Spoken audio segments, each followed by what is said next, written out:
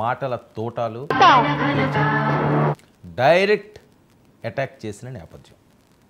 ఎన్నికలు సమీపిస్తున్న వేళ జగన్ వ్యూహం మార్చారా అనే అనుమానాలు కూడా రాకపోవట్లేదు. ఎందుకంటే ఒక పక్క కాకినాడలో సేనాని మకాం వేస్తే, పవన్ కళ్యాణ్ పోటీ చేసిన భీమవరంలో జగన్మోహన్ రెడ్డి గారు ఈరోజు మాట్లాడిన అంశాలు పెద్ద ఎత్తున సంచలనాలు రేపుతూనే వైరల్ అవుతున్న నేపథ్యం.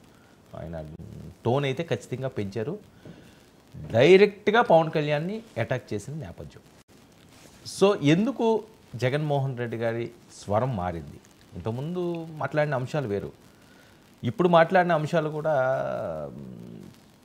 అంటే సీఎం స్థాయిలో ఇలా మాట్లాడవచ్చా లేదా అంటే అదొక రకమైన అంశం. ఎవరో మాట్లాడకూడదు, సీఎం స్థాయి అంటే సామాన్యమైన వాళ్ళు కూడా కొన్ని అంశాలు మాట్లాడకూడదు, మనం పదే పదే చెప్తుంటాం. కానీ అవేవి కూడా ఆటంకాలు కాదు, అవేవో ఒక గీత కాదు, మేము గీత దాటకుండా ఉండే పరిస్థితి లేదు అన్నట్లుగానే జగన్మోహన్ రెడ్డి గారు మాట్లాడిన అంశాలు.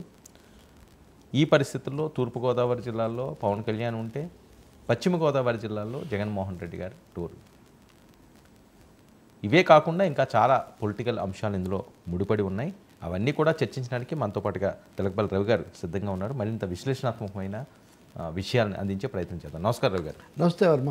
చూసాం అసలు ఏంటి జగన్మోహన్ రెడ్డి గారు ఈరోజు మాట్లాడిన అంశాలు, అది పాయింట్ వైజ్గా వెళ్దాం సార్. ముఖ్యంగా జగన్మోహన్ రెడ్డి గారు జనవరిలో లిస్ట్ రెడీ చేస్తున్నారట. ఆల్మోస్ట్ అది అయిపోయింది. ముందుగానే ప్రకటించి బరిలో మేము ముందున్నాము, ఛాలెంజ్ అని చెప్పి ఒక సవాల్ విసిరే పరిస్థితి కనిపిస్తున్నది. సో వీళ్ళు వెయిట్ చేసేది కూడా అదే. మనం నిన్న మొన్న కూడా అనుకున్నాం, ఎప్పుడు లిస్టు తెస్తే అందులో నుంచి అసమ్మతులు ఏమన్నా ఉండిలో ఉంటే ముఖ్యమైన వాళ్ళు వాళ్ళు లాగుదామని. ఈయన తీసుకున్న నిర్ణయం కరెక్ట్ అంటారా జగన్మోహన్ రెడ్డి గారు? ముందుగా ప్రకటించాలి. సాధారణంగా అధికార పార్టీలు వాళ్ళకి యంత్రాంగం అవన్నీ ఉంటాయి కాబట్టి ముందుగా ప్రకటిస్తారు. మొన్న కేసీఆర్ కూడా ప్రకటించారు, అంతకుముందు కూడా ప్రకటించి ఎన్టీఆర్ కూడా ప్రకటించేవాడు, జ్యోతిబాసు అయితే చాలా ముందు ప్రకటించేసేవాళ్ళు అవన్నీ కూడా. సో అది వాళ్ళకున్న పట్టు ఒకటి. ఇక్కడ జగన్ విషయానికి వచ్చేసరికి 50 మంది దాకా 40-50 మందిని మారుస్తారంటాం, వాళ్ళందరినీ పిలిచి చర్చలు జరపడం, దీంతో టెన్షన్ ఉద్రిక్తత ఇవి వచ్చాయి. దానికి తగినట్టు 2-3 ఎమ్మెల్యేలు రాజీనామా చేస్తున్నట్టు కూడా ప్రకటించారు. నిజానికి ఇంత సన్నివేశం, ఇంత సీన్ ప్రకటనకు ముందే రావడం అరుదు వాస్తవంగా. కానీ దాని అంత్యనిష్ఠూరం కంటే ఆదినిష్ఠూరం మేలు అనే ఒక సూత్రాన్ని దృష్టిలో పెట్టుకొని వాళ్ళందరినీ పిలిచి, మీకు కుదరదు, మిమ్మల్ని మార్చాల్సి వస్తుంది, మారుస్తాము, మీరు సిద్ధమైతే. అది సాహసోపేతమైన నిర్ణయమే కదండి. అది సాహసోపేతమే అంటే ఇన్ ది సెన్స్ రాజకీయంగా తప్పదు, ఒక 30-40 మందిని మార్చాలి 150 మందిలో. ఆ మారుస్తున్నప్పుడు అదేదో మళ్ళీ రకరకాలు ఎందుకు, చాలా స్ట్రైట్గా చెప్పేసి ఆ రీజనల్ కోఆర్డినేటర్స్తో ముందు చెప్పి అక్కడి నుంచి దుమారం మొదలైంది. వీళ్ళలో చాలామంది ఆయనతో మాట్లాడారు కూడా. ఇలా మాట్లాడిన వాళ్ళు ఒకరిద్దరితో కూడా కలిసినప్పుడు వాళ్ళకి ఆయన సూటిగానే చెప్పినట్టు చెప్తున్నారు వాళ్ళు. ఇట్లా మార్చాల్సి వచ్చింది, లేదు మిమ్మల్నే పెడతామంటే ఇక్కడ ఇంకో సమస్య కూడా వచ్చింది.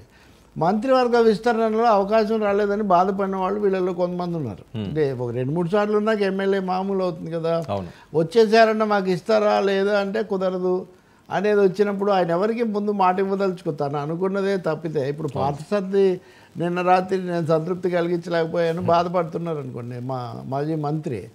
అంటే ఏంటి, ఆయన నిజంగా మంత్రివర్గంలో తీసుకోలేదని ఆయన బాధపడినట్టు తెలుసు మనకు. ధర్మశ్రీ లాంటి వాళ్ళు తెలుసు. ఇప్పుడు అదే రామకృష్ణారెడ్డిని కూడా చాలామంది ఎక్స్పెక్ట్ చేశారు. సో ఇలా ఏమంటే వాళ్ళని పిలిచి కుదరదని ఒకసారి, ఇంకొకటేమో రెడ్లను తగ్గించి బీసీలను పెంచాలనుకుంటున్నాము. ఈ 2 సూత్రాలను ఆయన గట్టిగా దాన్ని అమలు చేస్తాను ఈసారి తప్పదు అనే ఒక మెసేజ్ వాళ్ళకి పంపించాడు. దీనికి తోడు సోషల్ కాంబినేషన్, జనసేన దీన్ని ఎదుర్కోవటము, తీవ్ర పోటీ ఉంటుంది. ఇందాక మీరు చెప్తున్నట్టుగా అక్కడ ఉభయ గోదావరి జిల్లాల్లో, కృష్ణా, గుంటూరు ఆ జిల్లాల్లో చాలా తీవ్ర పోటీకి సిద్ధం కావాలి కాబట్టి అన్ని ఆప్షన్స్ చూసుకొని అభ్యర్థులను పెట్టాలి అని ఈ కొనమల్లి జరిగింది. ఈరోజు రేపు ప్రకటిస్తారు, బహుశా పార్టీకి సిద్ధమైంది అంటున్నారు. మీరు బాలినేని శ్రీనివాసరెడ్డి నిన్న మాట్లాడిన చూస్తే కూడా ఆయన తన వరకు పోటీకి సిద్ధం అంటున్నాడు, కానీ ఆయన ఒంగోలు నుంచి పోటీ చేస్తానంటున్నారు. అప్పుడు మళ్ళీ మాగుంట కుటుంబానికి ఏమవుతుంది ఇలాంటి చర్చలు కూడా వస్తున్నాయి. కాబట్టి చాలా మార్పులు ఉండే అవకాశం అయితే కనిపిస్తుంది. Right, okay. గోదావరి జిల్లాలో అయితే 10 మందినో 11 మందినో కూడా మారుస్తారు. సార్ మరొక విషయానికి వస్తే, పవన్ కళ్యాణ్ గారు